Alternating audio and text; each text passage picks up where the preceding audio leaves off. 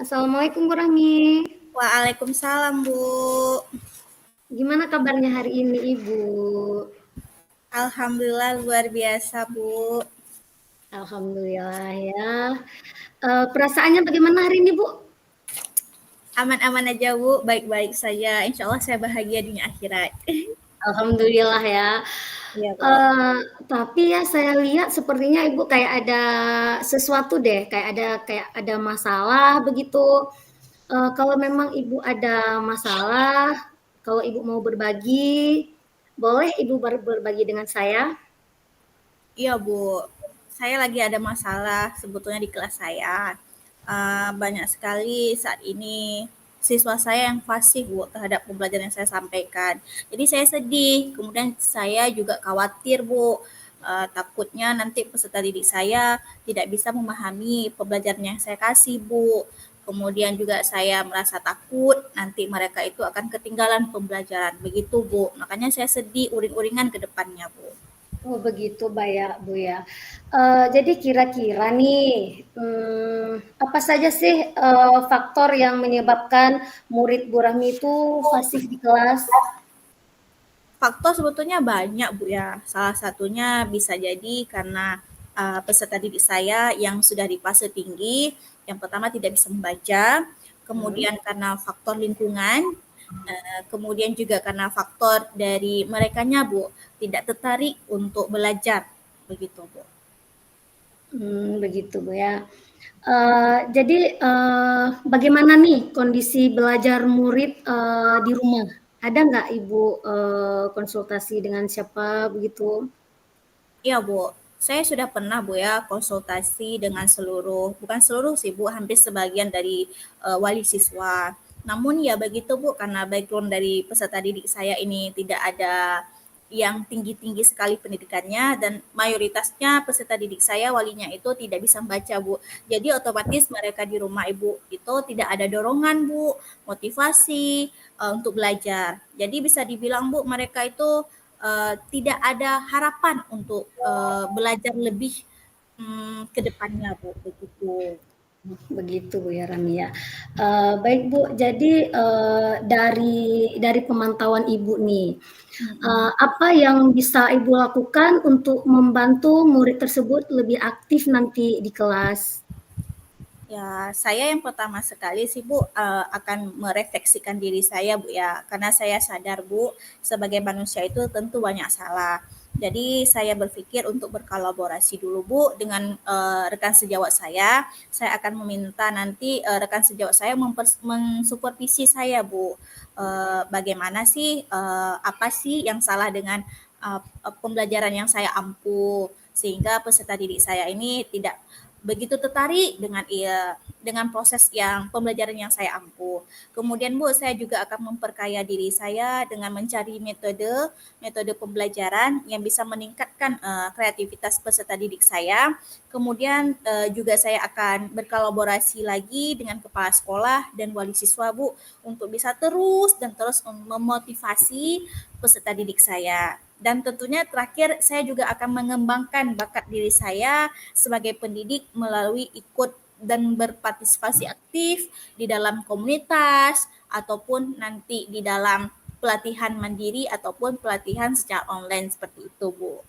Iya, baik Bu Rahmi, tadi saya mendengarkan Bu Rahmi berkolaborasi dengan kepala sekolah ya, dengan teman sejawat, kemudian Bu Rahmi juga, berkolaborasi dengan wali murid ya, jadi kira-kira nih bagaimana cara Ibu, berkoordinasi atau berkolaborasi dengan orang tua murid? Seperti yang Ibu tahu, Bu, ya, sebagian besar dari siswa kami itu banyak yang dari keluarga yang tidak mampu.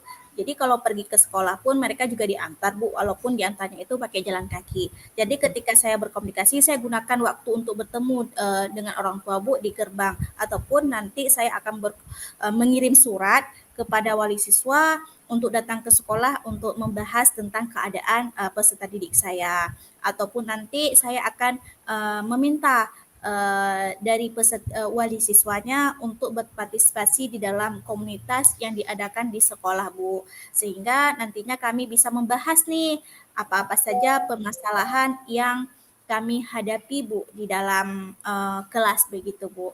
Jadi istilahnya saya dan wali siswa nanti bisa sharing lah begitu Bu, Oh iya, bagus tentang sekali kondisi ya. peserta didiknya gitu Bu. Iya, bagus sekali ya, cara Ibu nantinya berkoordinasi dengan orang tua murid ya. Terus ke depannya apa nih rencana yang akan, Ibu tempuh untuk membantu murid itu agar murid tidak pasif lagi, ketika mengikuti pembelajaran di kelas?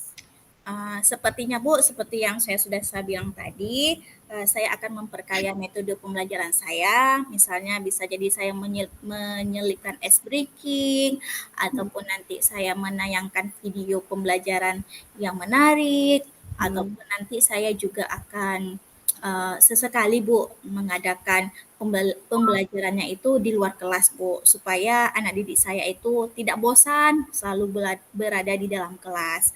Kemudian saya juga nanti akan meminta dari guru-guru yang lain untuk berbagi pengalaman dengan peserta didik saya mengenai pembelajaran yang menyenangkan kayak gitu Bu.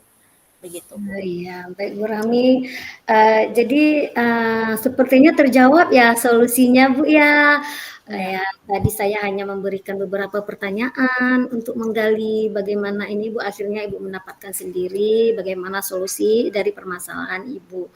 Baiklah, jadi setelah ini kira-kira kapan nih Ibu akan memulai rencana yang Ibu buat? Insya Allah Bu, seperti yang kita tahu Bu ya, tidak baik menunda hal yang baik. Jadi dalam waktu dekat ini saya akan melaksanakan rencana saya ini Bu. Walaupun nanti saya juga akan meminta tolong Bu ya kepada rekan sejawat saya begitu. Oh iya ya, baik terima kasih Bu.